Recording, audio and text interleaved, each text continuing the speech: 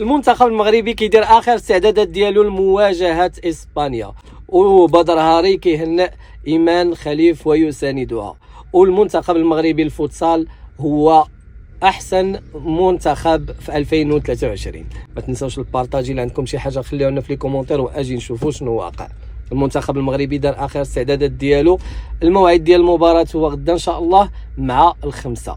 المنتخب الاسباني باغي يتأر الهزيمه ديال قطر 2022، ولكن المنتخب المغربي عازم وبقوه باش يفوت هذا المنتخب هذا ويدوز للنهائي ان شاء الله. النهائي غادي يلعب يا اما مع مصر يا اما مع فرنسا، وان شاء الله ما كرهناش ونلعبوا مع مصر ويكون فينال عربي 100%. الجماهير من اليوم وهي غدا المدينه اللي غادي تلعب فيها باغيين يشجعوا المنتخب ديالهم ومساندين المنتخب ديالهم، وان شاء الله ان شاء الله مربوحه.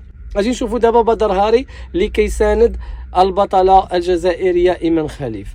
قال لك فوز مستحق لهاد الشابه هادي اللي بزاف ديال الرؤساء ديال السياسيين هضروا على هاد القضيه هادي، والصراحه انا بقات فيا ايمان خليف اللي ما كاينينش مسؤولين قويين في الجزائر اللي يدافعوا عليها واللي يجيبوا لها الحق ديالها، حيت شحال هادي كانوا يجيبوا لها الحق ديالها وما توصلش لهذا الشيء هذا اللي وقع عليه دابا.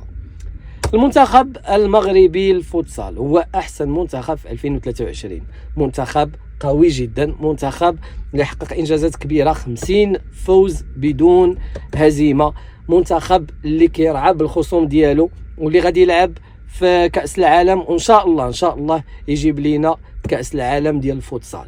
منتخب قوي، ولكن هادشي هذا راه ماشي جا غا هكاك. المدرب قال لك هادشي هذا جاب واحد البنيه تحتيه بواحد استعدادات، واحد التقنيات، واحد المجهود باش وصلنا لهذا الشيء هذا، والحمد لله كنشوفوه في بزاف ديال الرياضات. الا هاد العام هذا مشكله كره مزيانه، الرياضات الاخرين والو. اقصاء خديجه المرضي اللي كنا عوالين عليها في شي ميداليه، باقي لينا دابا البقالي والمنتخب المغربي. اما الرياضات الاخرين ما كاين، خرجوا. اذا حظ موفق، ومازال خاصنا نتفاهموا في هاد الاخفاقات هادو ديال الانديه وديال الرياضات اللي ما شفنا حتى شي واحد فيهم.